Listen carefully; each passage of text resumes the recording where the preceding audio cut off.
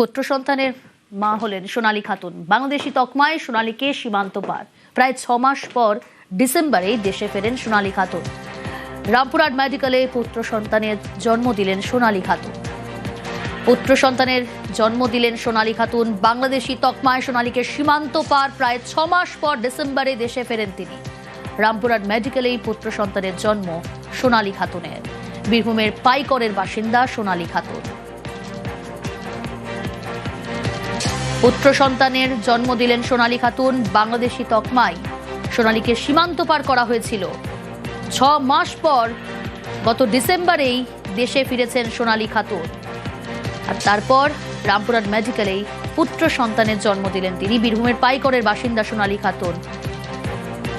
অক্ষয় রয়েছে আমার সঙ্গে। অক্ষয়, কেমন রয়েছে মা সন্তান?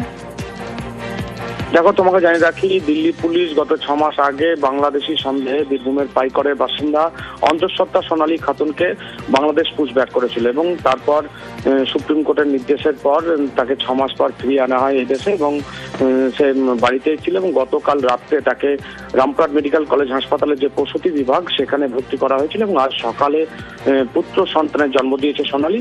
এই মুহূর্তে চিকিৎসকরা জানাচ্ছেন সোনালী এখন সুস্থ আছেন এবং তার যে পুত্র সন্তান সেও সুস্থ আছে। স্যান্ডেলে পোস্ট করে শুভেচ্ছা জানালেন অভিষেক বন্দ্যোপাধ্যায়।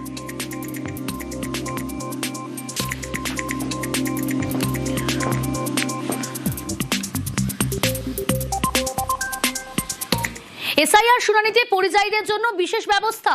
পরিযায়ী শ্রমিকদের জন্য বিশেষ ব্যবস্থার প্রস্তাব সিইওর। আজ দিল্লির বৈঠকে প্রস্তাবের সম্ভাবনা সিইওর। ভার্চুয়ালি অথবা আত্মীয়দের মাধ্যমে শুনানির প্রস্তাব। কি প্রস্তাব দেওয়া হতে পারে আজকের বৈঠকে সিইওর তরফ থেকে? আরো বিস্তারিত জানাবে সোমরাজ রয়েছে আমার সঙ্গে। সোমরাজ, দেখো, অত্যন্ত গুরুত্বপূর্ণ, তার কারণ জাতীয় নির্বাচন কমিশনের সঙ্গে বাহিনী নিয়ে বৈঠকের পর আলাদাভাবে বৈঠক করবেন রাজ্যের মুখ্য নির্বাচনী আধিকারিক মনোজ কুমার আগরওয়াল।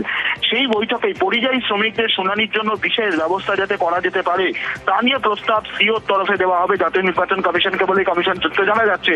মূলত যারা অন্যান্য রাজ্যে কাজ করছেন তাদের পক্ষে আসা সম্ভব হচ্ছে না, তাদেরকে শুনানির জন্য রেখে পাঠানো হচ্ছে, তাদের যাতে ভার্চুয়ালের মাধ্যমে বা তাদের আত্মীয় পরিজনের মাধ্যমে শুনানির জন্য ব্যবস্থা করা যেতে পারে তার প্রস্তাব রাজ্যের মুখ্য নির্বাচনী আধিকারিকের তরফে দেওয়া হবে জাতীয় নির্বাচন কমিশনের কাছে।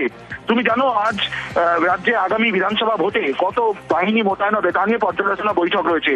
সেই বৈঠকের পরেই পৃথকভাবে এই বৈঠক করা হবে, যেখানে পরিযায়ী শ্রমিকদের জন্য ভার্চুয়াল শুনানি বা আত্মীয় পরিজনদের মাধ্যমে শুনানির ব্যবস্থা করা যায় নাকি বা এর জন্য নির্দিষ্ট কোনো গাইডলাইন তৈরি করা যায় নাকি তা নিয়েই জাতীয় নির্বাচন কমিশনের সঙ্গে বৈঠক করবেন এবং জাতীয় নির্বাচন কমিশনের কাছে এই সংক্রান্ত প্রস্তাব দেবেন বলে কমিশন সূত্রে খবর। বেশ।